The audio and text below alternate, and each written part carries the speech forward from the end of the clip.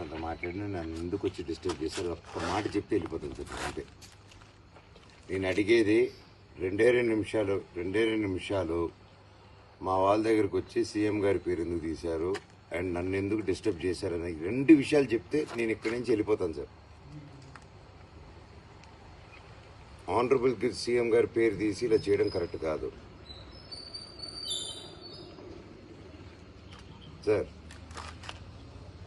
నా రిక్వెస్ట్ ఒకటే, వచ్చి ఎందుకు ఆయన పెద్ద ఆయన పేరు ఎందుకు తీశారు, నన్ను ఎందుకు మా వాళ్ళని ఎందుకు బెదిరించారు అని అడిగారు. అదొక్కటే నాకు చెప్పేమనండి. ఎవరైనా కంప్లైంట్ పెట్టారా, మేమేమైనా తప్పు చేసినామా,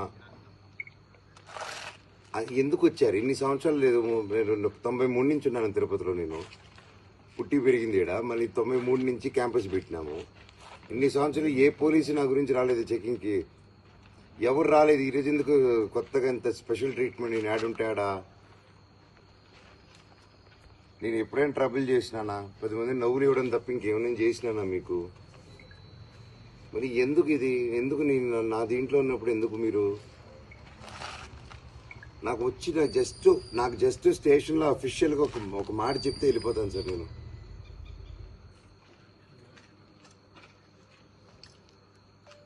రండి సార్, వెయిట్ చేస్తాను సార్. సార్ నా రెస్ట్, నా ఆరోగ్యం గురించి వద్దు సార్. సార్ ప్లీజ్, అది మా ఇంటికి వచ్చి నన్ను లేపక ముందు రావాలి సార్. అదంతా ఇల్లు కానీ రిసార్ట్ కానీ నా దగ్గరికి వచ్చారు సార్ మీరు. కానీ నేనంటే నేను కాదు సార్, మీకు తెలియని వ్యక్తి మీ ఇంటికి వస్తే ఎలా ఉంటుంది మీకు? మీరు ఆఫీసర్ని మర్చిపోండి సార్, మీరు జనరల్లో ఒక పబ్లిక్గా అనుకోండి సార్. అలా రావడం ఎలా ఉంటుంది చెప్పండి? సడన్గా మీరు నార్మల్ వ్యక్తి, పోలీసులు సైరన్ వేసుకొని నాకు ఇక్కడ ఫుడ్ పెట్టద్దని చెప్పి ప్రతి రెస్టారెంట్లో ఫోన్ చేసి చెప్పారు. నాకు ఆశ్రయం ఇవ్వద్దని ప్రతి దానికి ఫోన్ చేసి చెప్పారు. వినండి సార్, ఇప్పుడు అది మీకు తెలియదు. మీకు తెలియకుండానే మనోజ్ ఎక్కడున్నాడో వచ్చేసారు మీరు. అవన్నీ తెలియదు, కానీ మనోజ్ ఎక్కడున్నాడో తెలిసిపోతుంది. నేను పెద్ద ఒసామా బిన్ లాదెన్. నేను నా కోసం అంత డిపార్ట్మెంట్ అంతా పనిచేస్తుంది. నేనేమైనా పుష్పనా సార్? మీరేమైనా షెకావత్ వచ్చి పట్టుకుని వెళ్ళిపోయేదానికి? ఏంటి సార్ ఇది? ఎందుకు ఎందుకు నేనేం క్రిమినల్నా, టెర్రరిస్ట్నా? ఎందుకు వచ్చారు?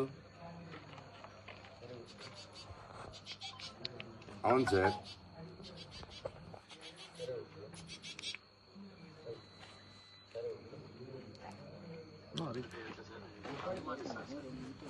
ఇది 10:30కి అభిమాని, పోలీస్ డిపార్ట్మెంట్లో ఒక అభిమాని 10:30కి సైరన్ వేసుకొని హీరోతో ఫోటో దిగాలని అభిమాని వస్తారు. అదే మీరు చెప్పేది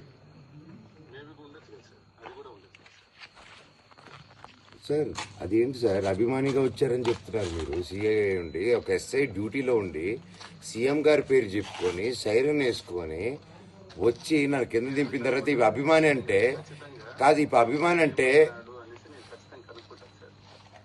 కనుక్కోవడం కాదు సార్. నేను ప్రజెంట్ చేస్తాను అన్నీ, మీకు డాక్యుమెంట్స్ అన్ని ప్రజెంట్ చేస్తాను, వీడియోస్.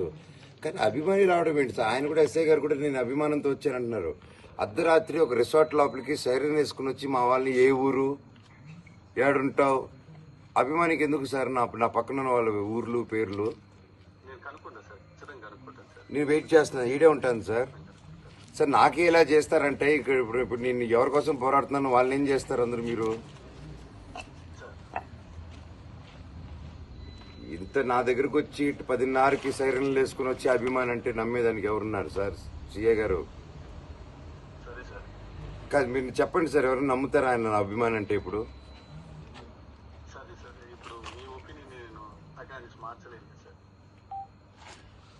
నా ఒపీనియన్ కాదు కండి, మీరు చెప్పేది నిజంగా నా అభిమాన కాదని అడుగుతున్నా. హలో సార్, ఆయన అభిమానాన్ని అడుగుతున్నాను నేను. అభిమానం కోసమే వచ్చాడా, ఇంకేదైనా వేరే ఉద్దేశంతో వచ్చారా ఆయన?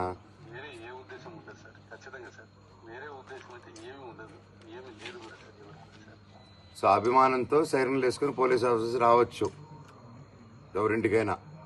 అదే అంటారు, సైరన్ వేసుకొని చంద్రబాబు నాయుడు గారు, మా ఆనరబుల్ సీఎం గారి పేరు చెప్పుకొని ఆయన దగ్గర నుంచి వచ్చినాము, నీదే ఊరు, ఆ ఊరు, ఈ ఊరు అని చెప్పుకొని. Okay sir.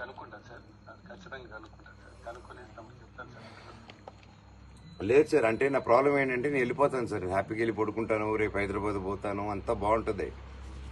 కానీ ఇక్కడ నేను సపోర్ట్ చేసే వాళ్ళ పరిస్థితి ఏంటి? నాకేది జరిగిందంటే అభిమానంతో వాళ్ళని ఎత్తుకుపోతారంటారు కదా. లేదు సార్, అలా ఏం జరగదు లేదు సార్. అలా ఉన్నప్పుడు ఇదే సార్ నా నంబర్, ఎప్పుడైనా అడగండి సార్ నన్ను. ఓకే సార్, నాకు రిటర్న్ ఒకటి ఇచ్చేయండి సార్. వాట్సాప్ మెసేజ్ పెట్టండి, రిటర్న్ ఇలా జరగదు, ఇప్పుడు అభిమానంతో వచ్చారని ఒక వాట్సాప్ మెసేజ్ అయినా పెట్టండి, నాకు బయలుదేరుతాను. సార్ అలాగే సార్.